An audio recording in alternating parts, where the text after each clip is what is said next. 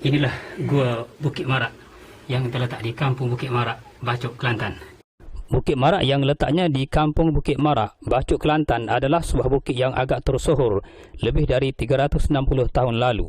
Bukit ini pernah menjadi tempat Raja Kelantan ke-6, Cik Siti Kembang, bersemayam sewaktu Pengkalan Datu menjadi pelabuhan yang penting sekitar tahun 1605 Masihi.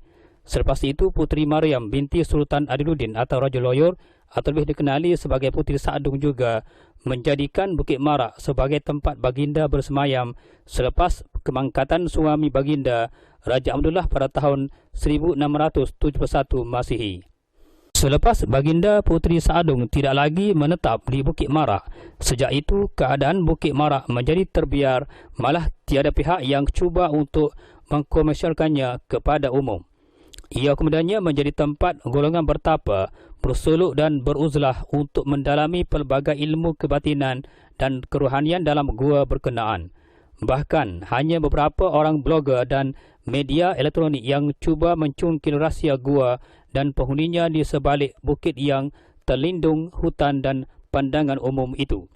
Ini disebabkan ada pihak yang masih lagi berasa sangsi dan takut untuk mendekati, malah memasuki atau menyusuri gua yang sedia menunggu tetamunya.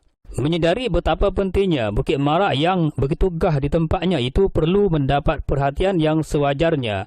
Pada 15 Februari 2014 yang lalu, 3 peserta yang terdiri daripada Azmi Muhammad Saleh penulis, Anis Sabirin bin Azmi serta rakan penulis Sabri bin Makno telah mengadakan ekspedisi Bukit Marak, iaitu menyusuri gua Bukit Marak. Kami bertiga memasuki gua Bukit Marak jam 1.15 petang berbekalkan lampu suluh yang sentiasa tergenggam erat di tangan. Ini adalah kerana keadaan dalam guanya yang agak gelap gelita tentunya mendatangkan kesukaran untuk kami melangkah. Dalam keadaan dan suasana dalam gua berkenaan yang dipenuhi dan ditutupi batu batan yang agak besar, tentunya ruang untuk melaluinya agak sukar. Keadaan ruangnya yang agak sempit, kadang-kadang kami terpaksa melaluinya secara merangkak, meniarap, menelentang dan melaluinya secara mengiring. Bermakna jika tubuh seseorang itu agak gempal, tentunya tidak akan dapat melalui keadaannya yang agak sempit itu. Pada masa-masa tertentu, kami terpaksa mengharapkan bantuan akar-akar yang berjuntai dari puncak Bukit Marak yang melingkar di celah-celah ruang gua. Suasananya yang agak kelam dan hitam, kami terpaksa menggunakan bantuan lampu suluh. Beg sandang yang kami bawa kadang-kadang terpaksa dihulurkan satu demi satu kepada pengemudinya, iaitu Anis Sabirin yang sempat menjejak laluan di dalam gua berkenaan. Jika tidak berbuat demikian, tentunya kami akan gagal untuk melintasi setiap ruang gua tersebut. Kami juga menemui beberapa caluk dan tempat orang bertapa di dalam gua terbabit. Setelah bersusah payah melalui rintangan dan halangan batu-batu dalam gua berkenaan, kira-kira jam 3.15 petang kami akhirnya sampai ke puncak Bukit Marak itu dalam keadaan pakaian yang basah dan berlumpur kerana perlu meniarap dalam keadaan laluan yang berair. Malah paling merimaskan apabila kami ingin bertolak pulang. Pada mulanya kami cuba menuruni lereng, namun kami gagal kerana keadaan batu batan gua berkenaan yang agak tinggi dari bentuk badan kami, menyebabkan kami tidak dapat meneruskan hasrat tersebut. Akhirnya kami membuat keputusan, jalan terbaik dan paling alternatif adalah melalui jalan asal, iaitu memasuki laluan dalam gua itu kembali.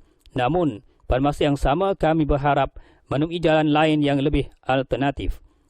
Akhirnya kami menemui jalan yang diinginkan apabila kami menemui laluan keluar di celah-celah batuan dan kami dapat melihat beberapa rumpunan buluh duri.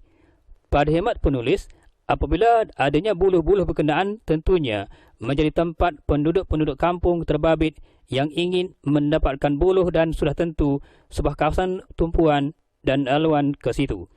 Telahan kami memang tepat kerana apabila mulainya kami menemui jalan keluar dari gua berkenaan yang paling alternatif, cepat dan tanpa disangka. Hanya beberapa langkah sahaja kami tiba di luar gua di sebelah bawah yang hanya beberapa meter sahaja dari arah masuk gua pada awal kami menyusurinya. Pada ketika itu, jam menunjukkan pukul 3.45 petang. Penulis dan peserta ekspedisi Bukit Marak berasa lega kerana kesukaran ketika menyusuri gua yang berkeadaan gelap gelita. Tetapi apabila kami ingin melangkah pulang, didapati hanya beberapa minit sahaja ketiga-tiga peserta kami sudah berada di bawah. Kami juga menganggap ekspedisi pada hari dan tarikh tersebut sebagai berjaya. Ini kerana pada hemat penulis, di antara gua yang paling pelik dan sukar untuk dilalui di sebelah dalamnya berbanding dengan gua-gua yang lain adalah Gua Bukit Marak.